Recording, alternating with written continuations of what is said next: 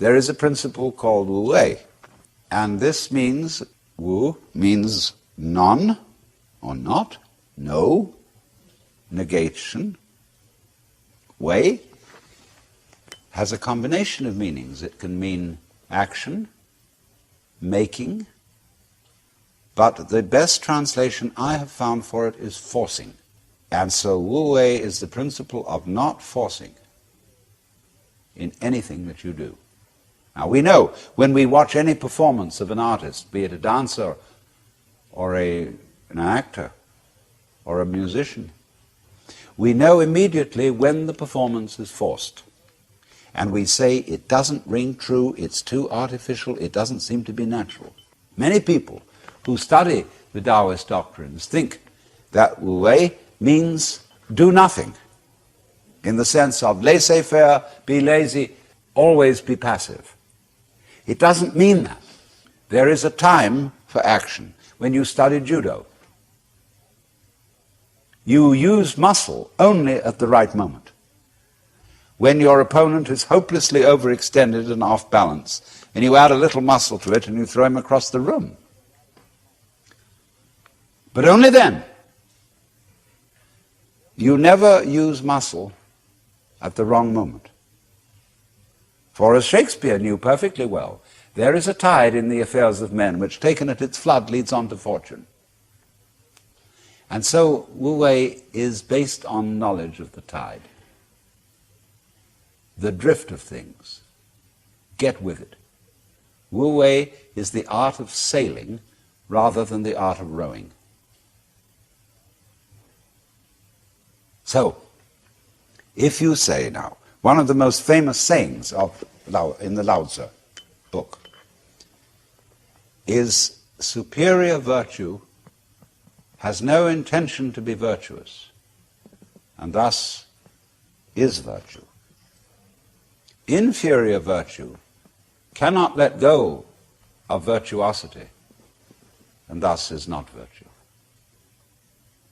So one could also say, the real wu wei is not intentionally wu wei, and so is wu wei. But inferior wu wei so tries to be wu wei that it isn't. In other words, this is saying wu wei is not a matter of cultivated passivity or even of cultivated spontaneity. Because there are people who think that they are released, that they have realized that they are the Tao, as all of us in fact are, or that you are, to put it into Vedanta terms, every one of us is the Brahman, the eternal self of the universe, beyond all description or classification or thought. And say, okay, baby, I'm that. Now I'm going to have a ball. Well, what kind of a ball do they have? Well, what they do is they look up the rules on which society runs and do the opposite. Well, that's still running by the rules of society. And it's the mirror image in reverse. That's not spontaneity. You have to be able to realize that you don't know what you really want to do until you are very quiet. And it tells you. So, to quote Jesus, unless you become again as a child, you cannot enter the kingdom of heaven. And if you read the Bible, incidentally, which is a very dangerous book, as I'm going to be demonstrating in Playboy this December, but understand heaven in a very literal sense, space. See, we are in heaven now because the earth is a spaceship and heaven is space. What is called in Chinese gung, Japanese gu, the void. That's what is important. that most of us don't know this. Even Shakespeare has one of his characters saying, "Oh, that this all too solid flesh would melt." But do you know you're much more space than you are anything else? If the ponderable, I won't say matter, the ponderable whatever in your bodies were condensed and all put together, it would be smaller than the point of a pin. And anyway, somebody once said, even a bishop is 80% water.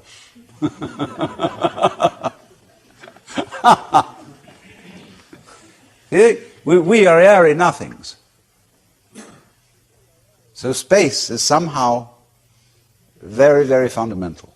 We'll go into this in further way. But you understand that heaven is space.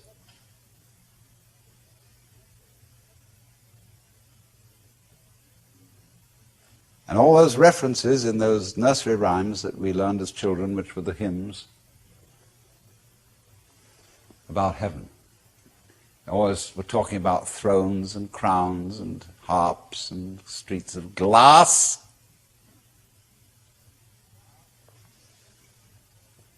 Crystals, transparencies, space. It comes down to space always.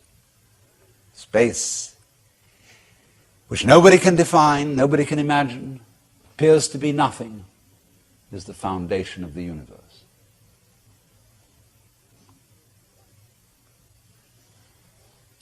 But you have to become again as a child to see that. Now you go back to your childhood.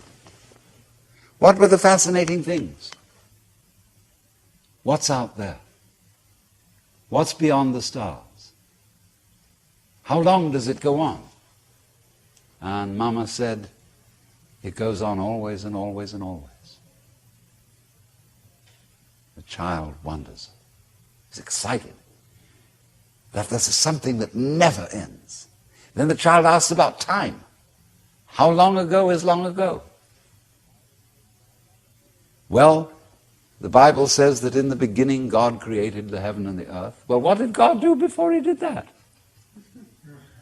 Well, as one person said, he sat up thinking punishments in hell for people who ask silly questions. But still, that is only a joke.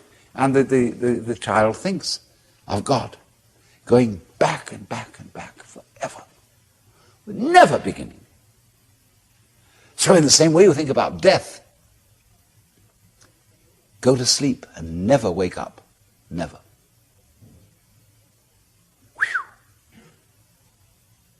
Why, it would be as if you never had existed. Not only you, but everything else. Which is, of course, the way things were before you were born. You just turn it backwards. How about waking up after having never gone to sleep? That's quite a thought. There's something fishy about it all. Ichthys, Jesus Christus Theo Ios here, the fish. So we get a funny feeling when we think those questions really through. Very funny feeling.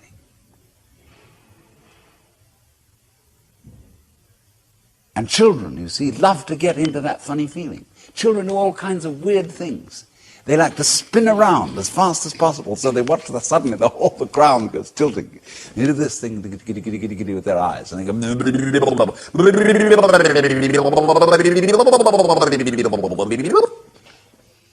they make faces and test out their bodies in all sorts of funny ways, because they know from the beginning that the world is weird.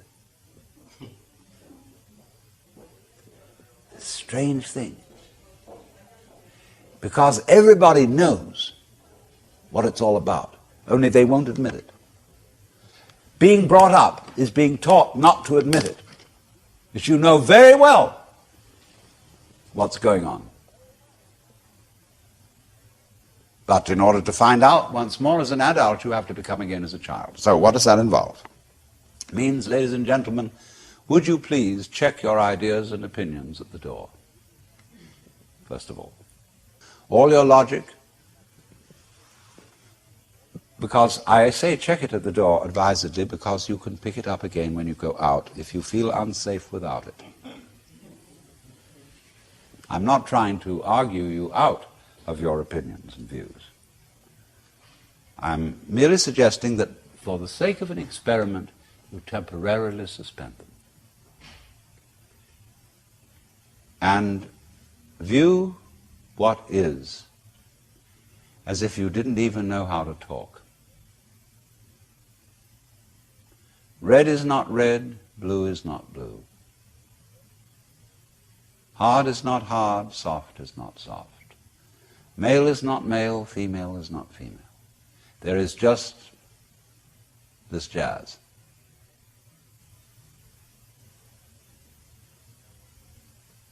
It will not be possible to compel yourselves into this way of looking at things, because what Buddhists call habit energy is going on. And as I talk to you, you will find yourselves thinking in a compulsive and habitual way, this is red, this is green, this is something, this is nothing, this is solid, this is space. All right, but treat those thoughts that are going on in your head in exactly the same way as if they were... See? That's all they are. Like shapes in the spray as the sea breaks on the rocks. Now, please don't get agitated that this is an anti-intellectual point of view, that this is undermining the value of logic and reason and so on. Just we'll bring all that back later when we need it. But just for the time being, let's simplify. Close your eyes. Listen.